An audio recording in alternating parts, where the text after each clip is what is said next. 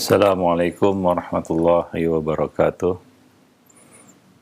Innal hamdalillah nahmaduhu wa nasta'inuhu wa nastaghfiruh wa na'udzu billahi min syururi anfusina wa sayyiati a'malina may yahdihillahu fala mudhillalah wa may yudlil fala hadiyalah. Asyhadu an la ilaha illallah wahdahu la syarikalah wa asyhadu anna Muhammadan abduhu wa rasuluh. Ya ayyuhalladzina amanu ittaqullaha haqqa tuqatih wala tamutunna illa wa antum muslimun wa ba'd. Para pemerhati roja, kaum muslimin dan muslimat, azani Allah wa iyyakum jami'an. Pertama kita bersyukur pada Allah Subhanahu wa taala pada kesempatan siang ini kita dapat bertemu kembali masih mengupas buku Talbis Iblis tulisan Ibnul Jauzi. Insyaallah pada kesempatan siang ini kita akan lanjutkan pembahasan kita. Sebelumnya salawat dan salam tidak lupa kita limpahkan untuk Nabi kita Muhammad sallallahu alaihi wasallam, atas keluarga beliau, sahabat-sahabat beliau, dan umat beliau sampai hari kemudian. Para pemerhati roja, kaum muslimin dan muslimat yang dimuliakan Allah, pada pertemuan yang lalu kita telah membahas salah satu kelompok yang berhasil diperdaya oleh iblis dan menyeret mereka kepada kesesatan dan keburukan, yaitu kelompok Khawarij, ya. Kita tahu bahwasanya ini adalah salah satu di antara 72 golongan yang dikatakan Nabi finnar, ya, di dalam neraka. Dan tentunya beberapa pemahaman-pemahaman yang ada di dalam kelompok ini, ya, tentunya ini tidak lepas dari tipu daya iblis terhadap mereka, ya. Bermula dari mempermasalahkan ataupun mengangkat suatu masalah yang berkaitan dengan status, ya, para pelaku dosa besar, hingga akhirnya ia jatuh kepada satu kesimpulan, ya, bahwa pelaku dosa besar itu dinyatakan keluar dari Islam. Dan kita tahu awal munculnya Khawarij ini seperti yang sudah dijelaskan sebelumnya, ya, seseorang yang menyanggah, ya, Nabi SAW, memprotes, ya, kebijakan Nabi SAW dengan logikanya.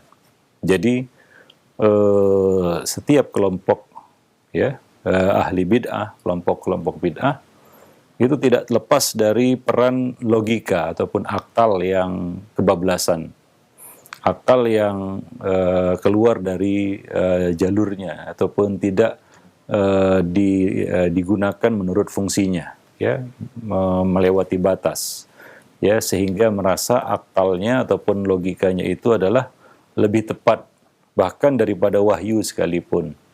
Dan itu yang terjadi pada Dzul Khuwaisirah, ya, ini adalah tokoh, ya, Khawarij yang hidup di zaman Nabi SAW, dan dia memprotes, ya, kebijakan Nabi SAW, dan dia menilai, ya, apa yang dilakukan Nabi itu salah, ya, dengan logikanya. Nah, kemudian dari situlah berkembang, ya, kita katakan pemikiran-pemikiran Khawarij ini. Jadi tidak lepas dari kita katakan logika yang salah kaprah ataupun yang tidak digunakan sebagaimana mestinya, ya. Nah, kemudian yang berlawanan dengan kelompok tersebut adalah kelompok Rafidhah. Ini dua sisi yang berbeda, ya, dan masing-masing jatuh dalam kita katakan keyakinan yang ekstrim, ya. Ahlus Sunnah selalu berada di tengah-tengah, ya, dan mereka adalah kaum yang wasat, ya, tidak ekstrim ke kanan ataupun ke kiri, tidak menyimpang ke kanan dan ke kiri seperti yang digambarkan Nabi ketika menjelaskan tentang Shiratal Mustaqim dan menarik garis ke kanan dan ke kiri, dan itu merupakan suatu kita katakan gambaran ataupun suatu isyarat adanya kelompok-kelompok yang menyimpang dari jalan yang lurus itu ke kanan dan ke kiri. Itu ada dua sisi yang sama-sama tersesat, dan karena sikap ekstrim mereka, ya, yaitu sikap berlebih-lebihan mereka. Dan itu yang terjadi pada dua kelompok ini, yaitu antara Khawarij dan Rafidhah. Dua sisi yang berbeda, ya. dua sisi yang berbeda, tapi sama-sama di luar Ahlus Sunnah wal Jamaah, di luar Shiratal Mustaqim, menyimpang dari Shiratal Mustaqim. Ibnul Jauzi berkata, Iblis melancarkan talbisnya terhadap keyakinan orang-orang Khawarij, hingga membawa mereka memerangi Khalifah Ali bin Abi Thalib. Mereka berani memerangi Khalifah Ali bin Abi Thalib dengan keyakinan bahwa Ali telah kafir dengan kebijakannya, ya, dengan langkahnya, dengan pendapatnya, ya. Nah, maka mereka pun memerangi Ali bin Abi Thalib dan menghalalkan darahnya. Dan pada akhirnya juga Ali bin Abi Thalib dibunuh oleh seorang yang berpemahaman Khawarij dan seorang Khawarij, ya, seorang Khawarij. Nah, akan tapi di sisi lain, ya, coba lihat bagaimana iblis bermain di dua kaki, ya, di dua tempat yang berbeda, dua sisi yang berbeda, tapi sama-sama disesatkan oleh iblis dari satu masalah, yaitu sikap terhadap sahabat-sahabat Nabi Shallallahu Alaihi Wasallam. Ya, di sisi lain iblis berhasil menyeret, ya, selain kaum Khawarij ini, maksudnya adalah Rafidah, ya, hingga bersikap ekstrim juga, yaitu melampaui batas di dalam menyintai Khalifah Ali bin Abi Thalib. Bahkan di antara mereka ada yang berkeyakinan bahwa Ali adalah Tuhan, menuhankan, memberikan sifat-sifat ilahiyah, ya, kepada Ali bin Abi Thalib. Ada juga yang berpendapat ini Ghulat ar-Rafidah, ya, Ghulat ar-Rafidah, ya, yang sebagian itu dikafirkan oleh para ulama, ya, kelompok-kelompok ini. Ya, karena ini adalah pemikiran-pemikiran zindik, ya, di luar Islam yang disusupkan ke dalam Islam, ya. Nah, ada pula yang meyakini bahwa Ali itu lebih utama dari para nabi. Ali itu lebih utama daripada nabi, ya, bahkan dari seluruh nabi. Ini keyakinan-keyakinan ini yang disusupkan oleh iblis ke dalam kelompok-kelompok ini, ya, suatu yang berseberangan, ya, dengan kelompok Khawarij, ya, yang memerangi, mengkafirkan Ali bin Abi Thalib. Nah, ya, sisi lain, ya, ada muncul pula kelompok yang menuhankan, ya, mengagungkan berlebih-lebihan, ya, terhadap Ali bin Abi Thalib. Bahkan ini juga menyeret mereka kepada sikap yang ekstrim terhadap sahabat-sahabat lain selain Ali. Misalnya Abu Bakar As-Siddiq dan Umar ibn al-Khattab. Mereka jadikan caci maki, laknat terhadap kedua sahabat yang mulia ini sebagai salah satu ritual mereka, bagian dari ritual mereka, suatu yang harus dan menjadi bentuk loyalitas mereka di dalam beragama, yaitu melaknat Abu Bakar dan Umar. Ya, biasanya mereka menjebak, ya, orang-orang awam dengan menggoyahkan sikap, ya, mereka terhadap dua sahabat Nabi ini, ya, mulai meragukan, ya, kedua sahabat Nabi yang mulia ini, atau dimulai dari sahabat-sahabat yang mungkin banyak meriwayatkan hadis tentang keutamaan sahabat-sahabat Nabi, misalnya Abu Hurairah radhiyallahu anhu menjadi sasaran tembak mereka juga, ya. Nah, hingga ketika sahabat-sahabat yang penting ini, ya, kita katakan disingkirkan, dijatuhkan martabatnya, dengan mudah mereka bisa menjatuhkan, ya, martabat sahabat-sahabat yang lainnya, ya. Nah, demikian. Ya, bahkan, ya, sebagian dari kelompok Rafidah ini, ya, mengkafirkan dua sahabat yang mulia itu, yaitu Abu Bakar dan Umar. Ya, coba lihat bagaimana sahabat-sahabat Nabi satu demi satu akhirnya semuanya dikafirkan oleh kelompok-kelompok ini. Kalaulah Khawarij mengkafirkan Ali bin Abi Thalib, ya, mengkafirkan Ali bin Abi Thalib, nah, Rafidah ini mengkafirkan Abu Bakar dan Umar, ya. Dan perlu ditambahi lagi bahwa banyak juga di kalangan Khawarij yang juga mengkafirkan Utsman bin Affan, ya, dan menilai Utsman bin Affan sudah keluar dari jalur yang benar, ya, dari ruh Islami, sebagaimana pendapat beberapa pemikiran-pemikiran beberapa tokoh-tokoh mereka, ya, atau yang menjadikan yang mana pendapat mereka itu menjadi rujukan, menilai bahwasanya Utsman telah keluar dari ruh Islam, ya, dan cenderung mengkafirkan Utsman bin Affan juga. Jadi tidak tersisa dari Khulafaur Rasyidin, melainkan oleh keseluruhannya, semuanya telah dikafirkan oleh dua kelompok ini. Ya, dua kelompok ini telah merontokkan empat khalifah, ya, empat khalifah Khulafaur Rasyidin yang mulia. Ya, dan itu adalah simbol bagi sahabat-sahabat yang lainnya. Tidak ada lagi yang tersisa ketika keempat sahabat ini yang Nabi perintahkan untuk memegang teguh sunnah mereka, ya, dan menggigit, ya, sunnah mereka itu dengan gigi geraham, addu alaiha bin nawajis, ya. Nah, jika tidak tersisa lagi keempat sahabat ini, siapa lagi yang menjadi pegangan? Ya, runtuhlah sendi-sendi agama ketika sahabat-sahabat yang mulia ini dikafirkan.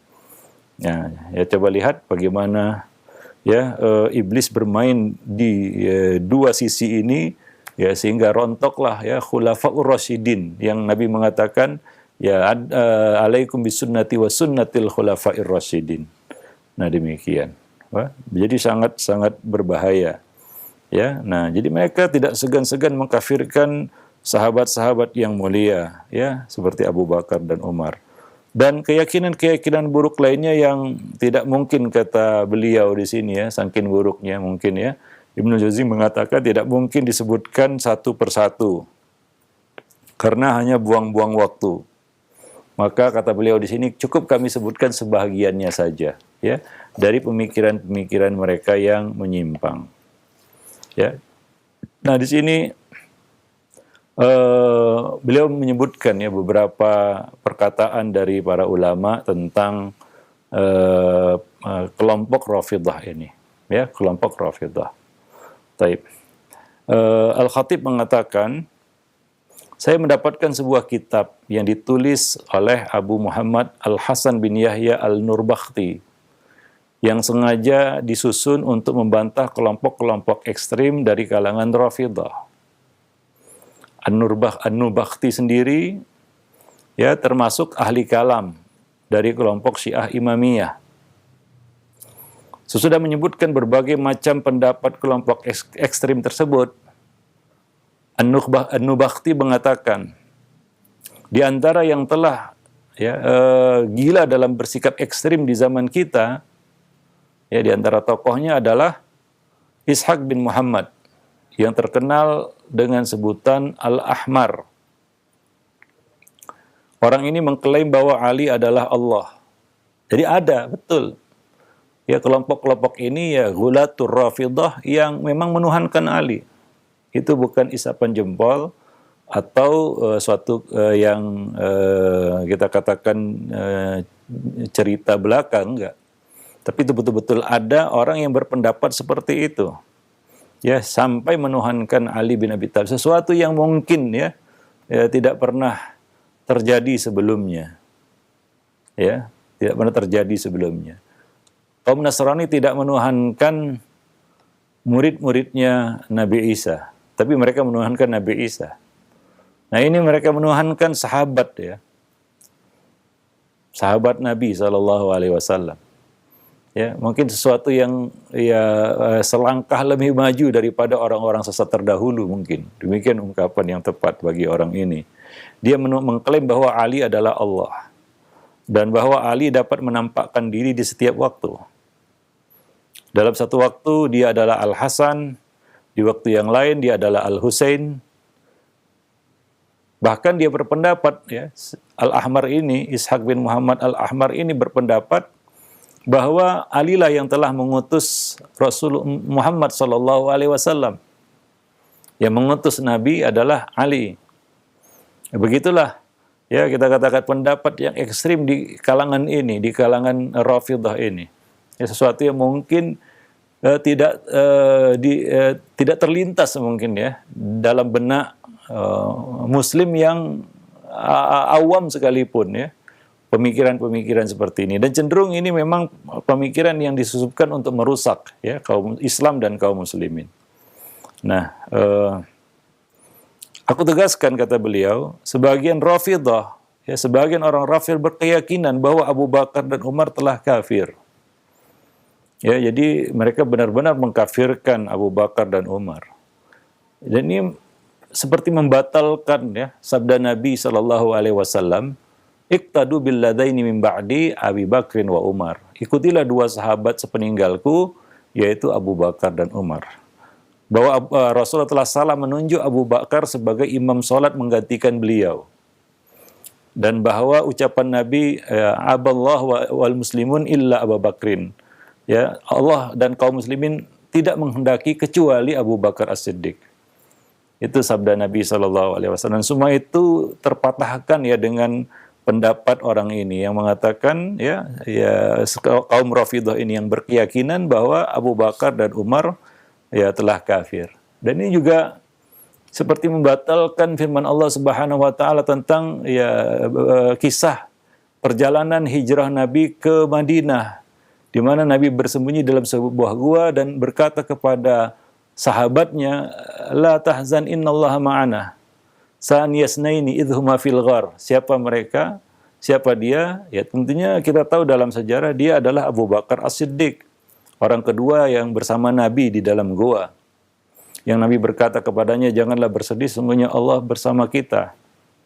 Ya, dengan pendapat ini maka itu seperti meruntuhkan, ya, seperti meruntuhkan ayat tersebut dan hadis-hadis Nabi yang berkaitan dengan, ya, pujian kepada Abu Bakar As-Siddiq. Ya, nah demikian.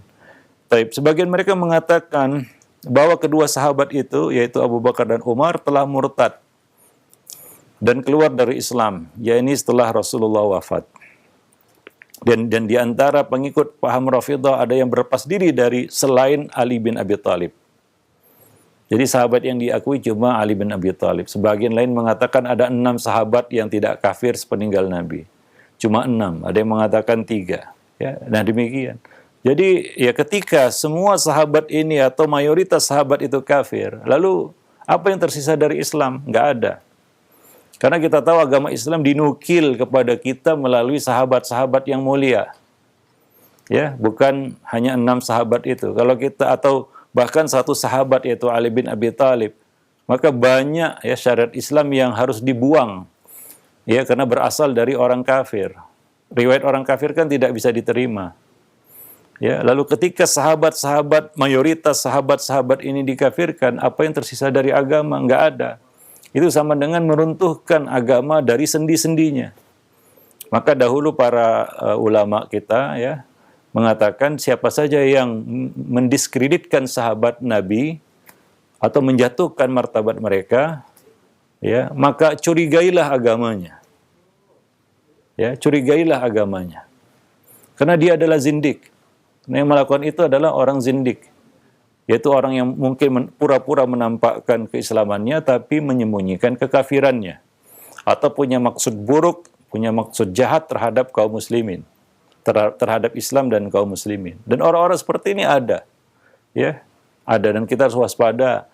Dan sampai sekarang masih ada orang-orang yang punya, ya, kita katakan niat ataupun tujuan seperti itu, ingin merusak Islam dari dalam dengan mengeluarkan pendapat-pendapat yang aneh, nyeleneh, ya. Bukan sekedar cari sensasi kadang-kadang, tapi ya memang ingin menyusupkan sesuatu yang buruk terhadap Islam dan kaum muslimin. Ya, seperti, ya, kita katakan kaum zindik tersebut. Ya, nah, di antara pengikut paham Rafidhah ini ada yang berlepas diri dari sahabat-sahabat yang mulia, ya. Nah, kemudian telah diriwayatkan juga kepada kami bahwa orang-orang Syiah pernah meminta Zaid, yaitu putra Ali, agar berlepas diri dari siapapun yang tidak setuju dengan kepemimpinan Ali. Namun Zaid bin Ali tidak menyetujui ajakan itu. Maka mereka menolak dan meninggalkannya. Sehingga mereka pun disebut Rafidhah, yaitu orang-orang yang menolak Zaid bin Ali. Ya, ada yang mengatakan bahwa sebutan Rafidhah itu berasal dari situ, yaitu penolakan mereka terhadap Zaid bin Ali bin Abi Thalib. Ya. Nah, yang menolak untuk mengikuti, ya, keinginan mereka berlepas diri dari sahabat-sahabat. ya, yang tidak menyetujui kepemimpinan ataupun kepemimpinan Ali bin Abi Thalib. Ya, status Imam Ali bin Abi Thalib. Ya, seperti yang mereka yakini, ya. Nah, demikian. Wallahu a'lam bishawab. Sebagian mengatakan sebutan Rafidhah itu ya disematkan kepada mereka karena mereka menolak dua sahabat yang mulia, yaitu menolak kekhalifahan ataupun kepemimpinan dua sahabat yang mulia, yaitu Abu Bakar dan Umar. Maka dari itu mereka disebut Rafidhah, yaitu orang-orang yang menolak atau kelompok yang menolak. Nah, di antara mereka ada juga yang meyakini bahwa imamah, kepemimpinan jatuh kepada Musa bin Ja'far, kemudian kepada anaknya, yaitu Ali. Lantas kepada Muhammad bin Ali, kemudian kepada Ali bin Muhammad, selanjutnya kepada Al-Hasan bin Muhammad Al-Askari, ya ini adalah, dan kemudian kepada anaknya, yaitu Imam ke-12, Al-Imam Al-Muntadhar, yang ditunggu, yang menurut klaim kaum Rafidhah, dia ini belum mati, dan akan muncul di akhir zaman untuk menegakkan keadilan. Ya, satu cerita yang mereka karang mungkin yang menyerupai ya bisyarah turunnya ya ke dunia lagi atau ke bumi lagi, yaitu Nabi Isa alaihi salam. Dan mereka sematkan kisah itu kepada ya kepada anaknya Al-Hasan bin Muhammad Al-Askari, ya, yang mereka klaim dia adalah imam yang ke-12, Imam Muntadhar yang masih hidup sampai sekarang, bersembunyi di dalam goa, katanya belum keluar lagi. Ya, nah demikian. Jadi ya kita katakan satu keyakinan ya yang mereka bangun di atas satu ya dasar yang ya salah ataupun menyimpang, ya, dari sikap berlebih-lebihan meyakini atau keyakinan terhadap Ali bin Abi Thalib. Nah, demikian. Dan di antara mereka ada yang menjadikan imamah ini sebagai rukun Islam. Itu harus meyakini imamah, maksudnya adanya imam ke-12, Al-Imam Muntadhar, yang akan muncul di akhir zaman. Ya, keturunannya Hasan bin Muhammad Al-Askari yang sekarang kata mereka masih hidup dan akan muncul di akhir zaman. Ya, seperti Al-Mahdi untuk menegakkan keadilan. Ya, nah demikian. Wallahu a'lam bishawab. Jadi rukun Islam bagi mereka ada 6. Ya, sebagian mengatakan tetap 5, tapi yang ke-6 diganti, bukan haji tapi imamah. Sebagian mengatakan 6. Ya, yang ke-6 adalah imamah. Ya, harus meyakini adanya imamah. Ya, nah demikian, yaitu munculnya ataupun keluarnya imam ke-12, ya. Nah, ini sekte yang disebut Imamiyah, ya, atau Isna Asyariyah, ya, meyakini adanya imam ke-12 yang akan muncul di akhir zaman. Wallahu a'lam bishawab. Kemudian Abu Mansur Al-Ijli juga berkeyakinan bahwasanya Muhammad bin Ali Al-Baqir merupakan Imam Mahdi yang ditunggu kedatangannya. Ia menyerukan Muhammad bin Ali Al-Baqir sebagai khalifah dan telah dimi'rajkan ke langit. Lalu di sana, ya, Tuhan mengusap kepalanya dengan tangannya. Ya, ini ya kita katakan khurafat-khurafat, ya. Salah satu ciri ya kelompok-kelompok yang menyimpang ini adalah suka kepada cerita-cerita khurafat yang spektakuler kelihatannya, ya, menakjubkan, ya, seperti ya suatu kisah imajinatif yang ya, atau fiktif yang diyakini sebagai satu kebenaran gitu. Nah, biasanya kelompok-kelompok ini suka ya dengan hal semacam ini. Ya, suatu yang extraordinary, suatu yang tidak biasa, ya, yang membuat terpana orang yang mendengarnya, orang jahil yang mendengarnya, wah ini luar biasa, ya.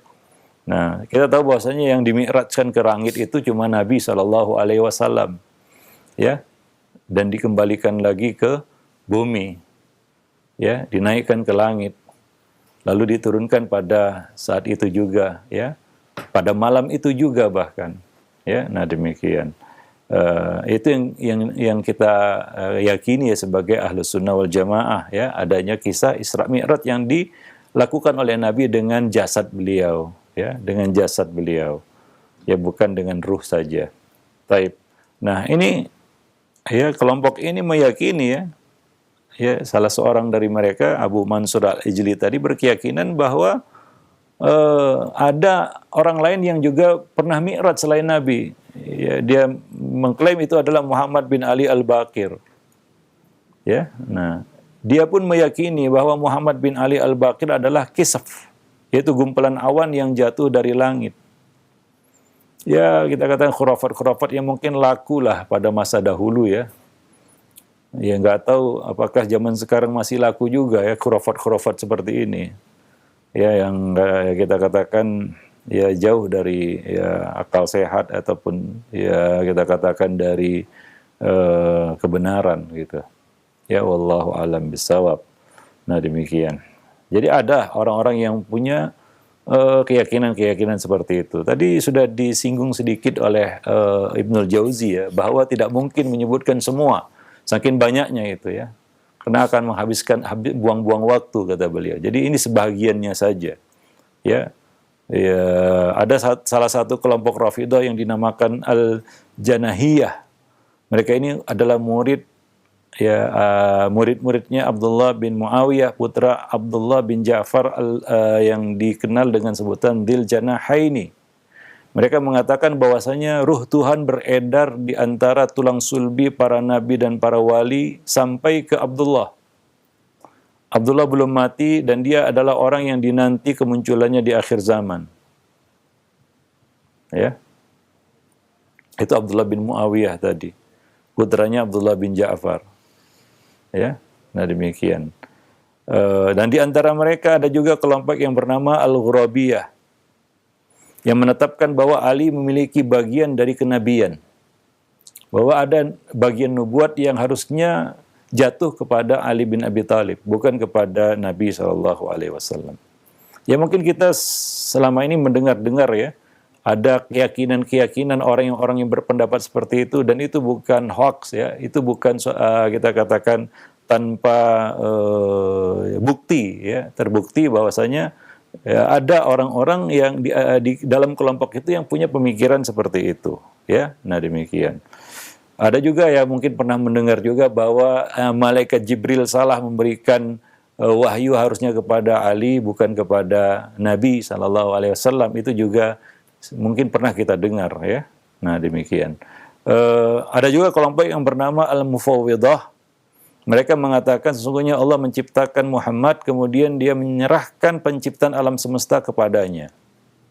Ya, ya mungkin sama ya seperti orang yang punya keyakinan Nur Muhammadi yang mengatakan bahwa alam semesta tercipta dari nurnya, cahayanya Muhammad SAW. Sebagian sufi ada yang berpendapat seperti itu ataupun punya keyakinan seperti itu. Dan di kelompok ini juga ada ya seperti itu. Ya, nah ini tentunya ya sangat jauh menyimpang ya. Ya mungkin ya kaum Nasrani saja tidak punya keyakinan seperti itu terhadap Nabi yang mereka tuhankan, yaitu Nabi Isa. Ya, Nabi Isa tidaklah diklaim sebagai yang menciptakan alam semesta. Ya, yang menciptakan. Ya, beliau adalah salah satu dari 3 unsur dikatakan seperti itu. Salisus salasa. Bahkan orang-orang musyrik yang hidup di zaman Nabi tidaklah berkeyakinan berhala-berhala itu yang menciptakan alam semesta. Oleh karena itu ketika ditanyakan kepada mereka, Man khalaqas samawati wal ard sayaqulunallah. Mereka akan menjawab, yang menciptakan alam semesta ini, langit dan bumi adalah Allah. Nah, di dalam kelompok itu orang-orang musyrik di zaman Nabi ya. Nah, di dalam kelompok ini, bayangkan saja, ada sebagian dari mereka yang punya keyakinan bahwa Muhammad SAW punya hak untuk menciptakan alam semesta. Ya, bahwa penciptaan itu datang dari Muhammad SAW. Sesuatu yang mungkin tidak diyakini oleh kelompok-kelompok sesat sebelumnya. Ya, yang kata Allah Subhanahu Wa Taala dhalin, orang-orang yang sesat. Ya, kita nggak tahu lagi bagaimana sesatnya kelompok ini, ya. Nah, ya seperti yang dikatakan, ya walaupun sudah nyata sesat seperti ini, tapi tetap saja ada orang yang mengikuti. Itu tidak heran karena Dajjal keluar di akhir zaman juga banyak yang ikut Dajjal padahal mereka tahu itu adalah Dajjal. Ya. Dan kita juga dikabarkan oleh Nabi sebelum Dajjal besar ini muncul, akan muncul ya Dajjal-Dajjal kecil, Dajajilah, Dajjal-Dajjal kecil yang menyebarkan kebohongan-kebohongan seperti ini. Nah, kelompok yang lainnya ada yang bernama Adz-Dzammamiyah. Ya, mereka disebut kelompok Adz-Dzammamiyah. Dzammamiyah itu adalah orang-orang kelompok pencela. Kenapa mereka disebut kelompok pencela? Karena kerja mereka mencela malaikat Jibril. Dan berkata bahwa sebenarnya Jibril diperintahkan untuk menyampaikan wahyu kepada Ali, tapi dia malah menyampaikannya kepada Muhammad SAW. Ya seperti yang kita singgung sebelumnya tadi. Ada juga orang yang berpendapat seperti itu, bahwa ini malaikat Jibril salah alamat. Ia menurunkan wahyu bukan kepada Ali, tapi kepada Muhammad SAW. Itu betapa sesatnya ya kelompok ini ya, yang disebut Az-Zammamiyah ini. Ya, nah demikian. Ibnu Aqil menjelaskan ya, lahiriahnya menunjukkan bahwa orang yang menciptakan mazhab Rafidhah ini bermaksud untuk membatalkan dasar-dasar agama dan kenabian. Ya, membatalkan, meruntuhkan pondasi dasar dari agama, yaitu akidah ya tentang ilahiyah dan juga nubuah, kenabian. Ya, digoyahkan dengan hal-hal seperti itu. Karena yang dibawa dan diajarkan oleh Rasulullah adalah perkara gaib. Dan terkait dengan semua itu kita percaya terhadap nukilan dari para ulama salaf. Ya, dan dari apa yang telah disimpulkan dari para ulama tersebut. Itu keyakinan-keyakinan yang telah disusun secara ya kita katakan mutawatir dari generasi ke generasi sampai hari ini. Tentang keyakinan dasar ya, perkara-perkara fundamental di dalam agama. Ya, yang nggak boleh seorang muslim pun meragukannya, seperti kenabian Rasulullah SAW. Itu perkara yang sangat mendasar. Bayangkan ada orang yang memunculkan pendapat seperti itu, yang seharusnya ya dengan tanpa berpikir panjang ataupun tanpa mengolahnya sekalipun kita sudah tahu ini salah, ini sesat, bahkan ini kufur. Tapi muncul ya kelompok-kelompok orang-orang yang menyuarakan seperti itu dan diikuti. Ya, nah itulah dia ya katakan talbis iblis terhadap manusia ya. Membungkus kesesatan itu dengan berbagai macam bungkus yang membuatnya terlihat indah. Itulah yang disebut dengan tazyin. La uzayyinanna lahum fil ardi. Aku akan membuat indah hal-hal yang batil dalam pandangan mereka di muka bumi. Ya, termasuk apa yang iblis lakukan terhadap kelompok ini. Ya. Nah, Ibnu Jauzi mengatakan sikap ekstrim kaum Rafidhah ini di dalam menyintai Ali menyebabkan mereka membuat banyak hadis palsu. Ya, mereka juga berlindung di balik hadis palsu yang sangat banyak mengenai terutama tentang fadilah Ali. Ya, namun mayoritasnya justru menjelekkan dan menghina sahabat ini.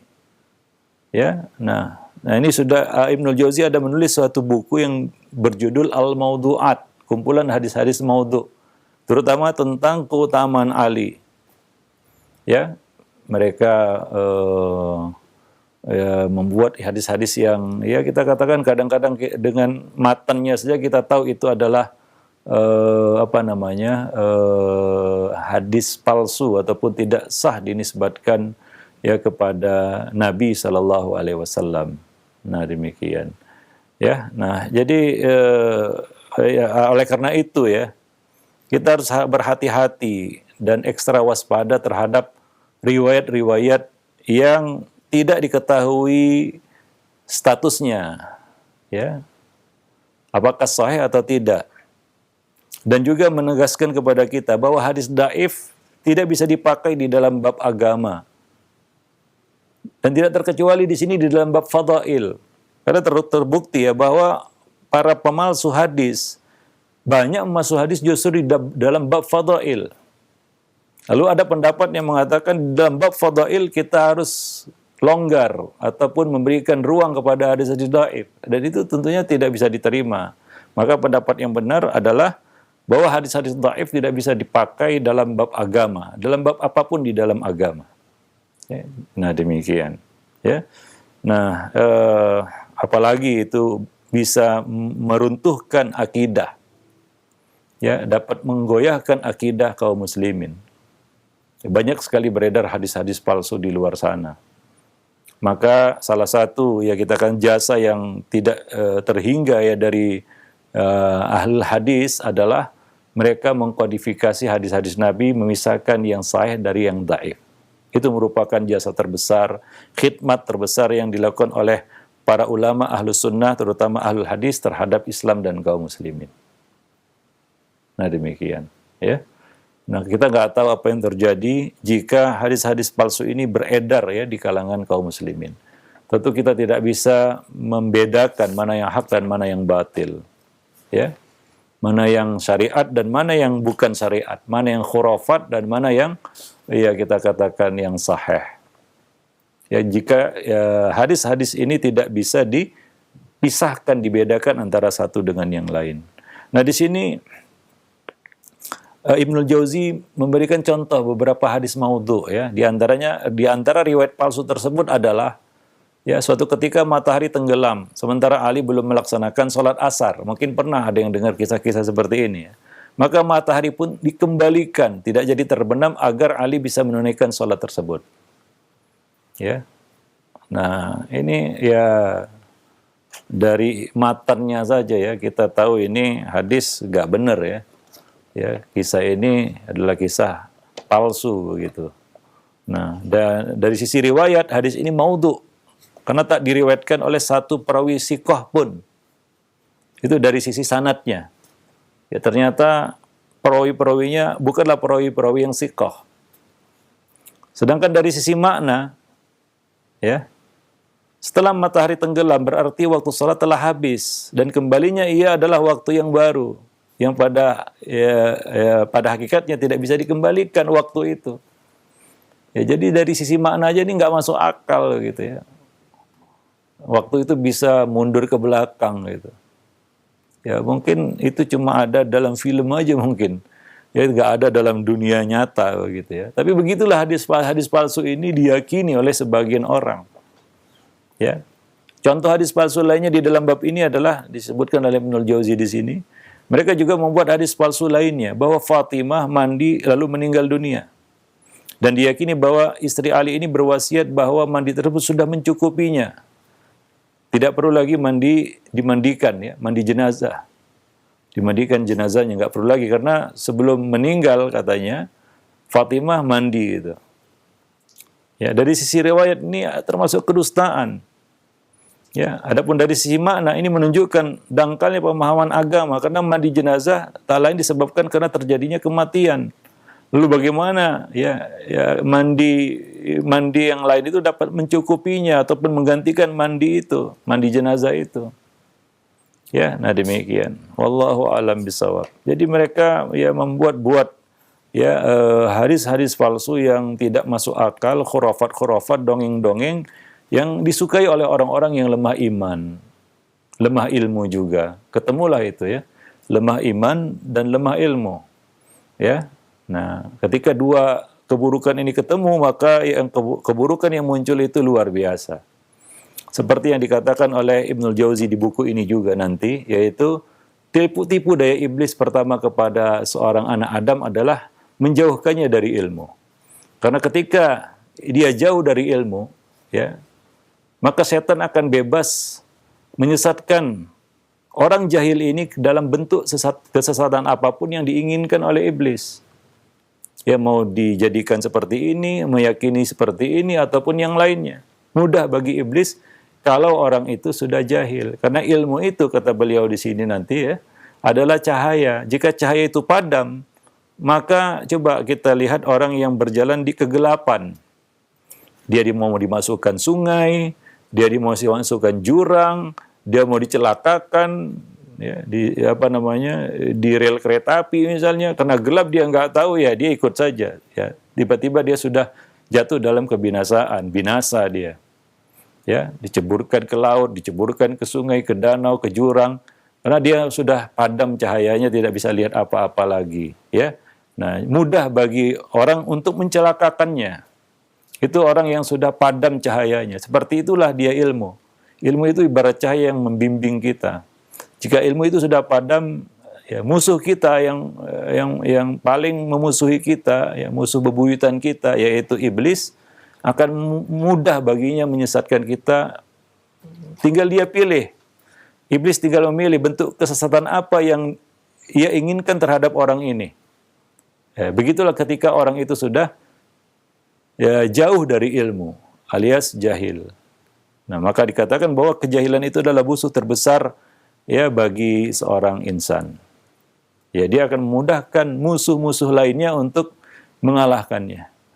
Ya, wallahu a'lam. Nah, demikian para pemerhati roja, kaum muslimin dan muslimat yang dimuliakan Allah. Ya, mudah-mudahan bermanfaat. Aqulu qauli hadza, astaghfirullah li wa lakum lisairil muslimin. Innahu huwal ghafurur rahim. Nah, jazakallahu khairan wa barakallahu fikum Ustaz atas penjelasan materi yang sangat bermanfaat sekali. Di kesempatan siang yang berbahagia ini berkaitan dengan tipu daya iblis terhadap Rafidhah. 6. Silakan bagi Anda yang ingin bertanya secara langsung. Pertanyaan pertama kita awali dari chat WhatsApp yang di kesempatan ini. Assalamualaikum warahmatullahi wabarakatuh Ustaz, dari hamba Allah. Ustaz, bagaimana ritual hari Asyura dengan menangis dan memukul dada di bulan Muharram ini yang dilakukan oleh beberapa orang Syiah? Mereka memperingati ini sebagai tanda kecintaan mereka terhadap Husain. Apakah ini ada syariatnya dalam Islam? Syukran. Ya, tentunya jelas sekali ini tidak ada tuntunannya di dalam Islam ya. Adalah ritual boleh dikatakan sebagai ritual jahiliyah, ratapan yang dilarang oleh Nabi Shallallahu Alaihi Wasallam ya. Nah, memperingati kematian itu dilarang. Bahkan di dalam Islam tidak boleh yang namanya tazdidul huzni. Ya, ini sudah dibahas oleh Ibnu Taimiyah rahimahullah tentang larangan tazdidul huzni. Maksudnya tazdidul huzni adalah memperbaharui kesedihan terus-menerus dengan mengingat kematian seseorang. Ya. Nah, demikian, dan ini yang mereka lakukan. Ini termasuk niyahah ya, yaitu meratapi mayit ya, yang disebut Nabi sebagai salah satu tradisi jahiliyah. Nah, jadi apa yang mereka lakukan itu adalah tradisi jahiliyah ya, bukan sama sekali bukan dari Islam, dan Islam ya tidak membenarkan kita ya melakukan hal-hal seperti itu. Ya, ini belum lagi ya apa yang mereka lakukan di dalam perayaan itu, yaitu memukul-mukul badan ya, mulai dari dengan tangan sampai dengan senjata tajam, kan begitu ya. Nah, kita tahu dalam Islam la darar wala dirar, tidak boleh mencelakakan diri sendiri dan mencelakakan orang lain. Nah, dari apa yang mereka lakukan, prosesi yang mereka lakukan di dalam perayaan itu jelas ini adalah bentuk mudarat yang luar biasa. Yeah. Ya, mungkin bagi yang pernah melihatnya langsung ya, pasti meyakini ini bukan dari Islam gitu ya, kalau melihatnya langsung ya. Nah, ya seperti memukul-mukul dengan benda tajam sampai berdarah-darah ya. Ya, bahkan sampai ada yang sampai celaka, sampai bahkan ada yang ya berujung kepada kematian ya, karena wajar saja karena mereka meyakini bahwa kematian pada proses perayaan seperti itu mendapat derajat syahid, kan begitu. Ya, jadi ini sama sekali tidak termasuk dari bagian dinul Islam. Ya, nah demikian. Wallahu a'lam bishawab. Mungkin saja kalau ada non-muslim lihat seperti itu gak jadi dia mungkin masuk Islam. Dia kena melihat hal seperti itu ya. Nah, sangat tidak ya rasional lah kita katakan ya. Nah, demikian. Wallahu a'lam bishawab. Ya, dari sisi yang lainnya tentunya ya tidak ada contoh dari sahabat-sahabat Nabi yang mulia ya. Ya, dengan perayaan-perayaan seperti ini. Wallahu a'lam. Ya. Nah, jazakallahu khairan wa barakallahu fikum Ustaz atas jawaban yang disampaikan. Semoga bermanfaat untuk penanya dan kita semua yang menyimak. Ya, silakan bagi Anda yang ingin bertanya secara langsung, kami buka kesempatan. Assalamualaikum warahmatullahi wabarakatuh. Waalaikumsalam warahmatullahi wabarakatuh. Dengan Bapak siapa di mana? Pak Sugiono di Bogor, Bapak. Pak Sugiono di Bogor. Baik, Pak. Ya, silakan, Pak. Assalamualaikum warahmatullahi wabarakatuh, Pak Ustaz. Waalaikumsalam warahmatullahi wabarakatuh. Ya. Mungkin ada pertanyaan. Pada waktu saya kerja, saya itu ditunjuk-tunjuk orang yang tidak kenal. Ada tokut gitu. Jadi intipnya neraka begitu. Saya itu sampai sekarang itu masih sebenarnya hati saya itu merasa apa betul itu nanti terjadi seperti itu, Pak. Terus yang kedua. Ya, satu saja Bapak, mohon maaf. Yang kedua sama. Mohon maaf Bapak, pertanyaan cukup satu saja untuk memberikan kesempatan untuk yang lain. Terima kasih. Assalamualaikum warahmatullahi wabarakatuh. Waalaikumsalam warahmatullahi wabarakatuh. Pertanyaan dari Pak Sugiono di Bogor, Ustaz. Ada pada waktu kerja, Bapak ini selalu ditunjuk-tunjuk oleh orang yang tidak dikenal dan mengatakan bahwasannya beliau mengikuti pemahaman tauhid. Ini bagaimana menyikapi hal ini, Ustaz? Syukran. Iya. Sebutan tauhid ini ya biasa ditujukan kepada orang yang dianggap sebagai orang yang sudah keluar dari Islam, begitu ya. Nah, atau mengikuti kita katakan ya pemahaman yang dikafirkan oleh orang itu, begitu. Maka disebut ini tauhid, kan begitu, istilah itu ya. Nah, kita tahu tauhid itu apa ya? Iblis itu adalah kepalanya, pimpinannya dan turunannya, kan begitu ya. Dan tentunya ya ini sebutan kita kenal ya. Ditujukan kepada ya setiap orang yang berseberangan dengan pendapat kelompoknya. Ya, mungkin dia meyakini sesuatu ya terhadap terutama ya kepada negara ataupun pemerintahan, kan begitu, yang dianggap tauhid, sehingga orang-orang yang berafiliasi ke situ juga disebut tauhid, kan begitu ya. Maka si Bapak ini mungkin dia punya pakai atribut yang berafiliasi kepada negara, dan orang ini berpendapat negara ini negara kafir, ya pemimpinnya tauhid, maka ditauhidkan juga lah Bapak itu, kan begitu ya. Kemungkinan seperti itu ya, wallahu a'lam bishawab. Dan tentunya ini ya kita katakan pemikiran-pemikiran yang sesat ya, yang berbahaya sebenarnya, yang bisa berujung kepada keburukan, bukan sekedar ya vonis yang serampangan yang dia keluarkan. Ya ujung-ujungnya ya itu akan mengkristal menjadi suatu tindakan yang sekarang disebut sebagai tindak terorisme, kan begitu ya. Nah, demikian. Dan ini biasanya muncul ya dari kelompok yang pertama tadi, yaitu pemikiran-pemikiran Khawarij. Ya, itu yang terutama slogan Khawarij ya dari dulu sampai sekarang ya tetap sama sebenarnya. Inilah hukmu illa lillah. Memang itu ayat Quran. Wa man lam yahkum bima anzalallah fa ulaika humul kafirun. Itu yang selalu dan terus-menerus digaungkan. Tapi sasarannya kita tahu ya. Ya, orang-orang yang tidak sepaham dengan mereka, yang tidak sejalan dengan pendapat kelompok mereka, ya, dan orang-orang yang mereka anggap sudah kafir ya dengan dosa ataupun ya pemahaman yang dimiliki ya, ataupun yang mereka miliki ya, maka itu dikafirkan secara sepihak, serampangan, dan ya kita katakan ya cenderung mengikuti hawa nafsu juga dan logika yang liar, kan begitu ya. Nah, ini ya kita katakan sebab ya akar dari penyimpangan dari kelompok-kelompok seperti ini ya.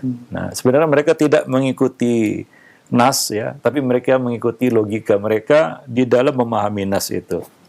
Ya. Mengikuti logika mereka di dalam memahami nas itu, bahkan mengikuti hawa nafsu. Maka kita tahu bahwa Ibnu Abbas ya, ketika mereka menyuarakan ayat tersebut, wa man lam yahkum bima anzalallah fa ulaika humul kafirun, untuk mengkafirkan orang-orang yang tidak sependapat dan sepaham dengan mereka, apalagi yang mereka klaim telah berhukum dengan selain hukum Allah, kan begitu ya. Maka Abdullah bin Abbas membantah mereka dan berkata, laisal kufru kama tadhhabuna ilaih. Bukan kekafiran seperti yang kalian pahami, ya, berkaitan dengan ayat itu. Walakinnahu kufrun duna kufrin. Tapi itu adalah kekafiran kecil namanya, ya, yaitu kekafiran yang tidak serta-merta mengeluarkan pelakunya dari Islam. Nah, yaitu pelaku dosa besar, orang yang buat salah, buat dosa, ya tetap dosa, tapi tidak boleh kita keluarkan dia dari Islam. Tidak kita katakan, wah dia orang baik, ya orang yang berdosa dan perlu dia bertobat dari dosanya. Tapi kita tidak boleh juga melanggar haknya dengan mengeluarkannya dari Islam. Begitulah tengah-tengahnya Ahlus Sunnah wal Jamaah ya dalam bab ini. Nah, orang ini mungkin kebablasan, kelompok ini kebablasan. Ya mereka ya memandang itu suatu dosa besar dan mereka ya mengeluarkan pelakunya itu dari Islam. Ya, mereka menganggap tidak pantas muslim ya melakukan hal semacam itu. Taib. Nah, demikian. Ya terutama di dalam hal yang berkaitan dengan berhukum dengan hukum Allah, kan begitu ya. Ini senjata kaum Khawarij untuk membidik para penguasa dan turunannya. Dan orang-orang yang berafiliasi kepada penguasa itu. Nah, itu akan rontok semuanya. Bahkan ada satu kelompok ya seperti ini yang akhirnya mengkafirkan semua orang. Bahkan mengkafirkan ayahnya sendiri, ibunya sendiri, ya mengkafirkan semua. Bahkan yang lebih konyol lagi, ada juga yang mengkafirkan dirinya sendiri. Ya, ada juga yang mengkafirkan dirinya sendiri. Ya. Nggak ada yang muslim. Luar biasa ya, berarti nggak ada Islam. Ya, nah bagaimana dikatakan bahwa Islam adalah agama terbesar, pengikutnya paling banyak, dengan kelompok seperti ini, Islam menjadi minoritas mungkin. Ya. Karena nggak ada yang jadi muslim gitu ya. Karena semuanya kafir. Ya, nggak ada yang muslim. Ya, maka Nabi Muhammad juga nggak akan menjadi nabi yang paling banyak pengikutnya. Kenapa? Karena semua umatnya telah keluar dari ajarannya, kan begitu ya. Kalau kita ikuti konsekuensi dari pemikiran kelompok ini, ya. Nah, jadi ya seperti itu ya. Mungkin ya perlu berhati-hati juga dan kadang-kadang ya kita juga tidak perlu menanggapi orang-orang yang ya mungkin mengajak kita debat atau ribut ya dengan cara-cara seperti itu ya. Abaikan saja. Ya, wa'arid anil jahilin, berpalinglah dari orang-orang jahil, mungkin itu lebih selamat ya. Nah, demikian. Wallahu a'lam bishawab. Ya, mungkin sampai di sini dulu pertemuan kita pada kesempatan siang ini. Lebih dan kurang saya mohon maaf. Aqulu qauli hadza astaghfirullah li wa lakum lisairil muslimin innahu huwal ghafurur rahim.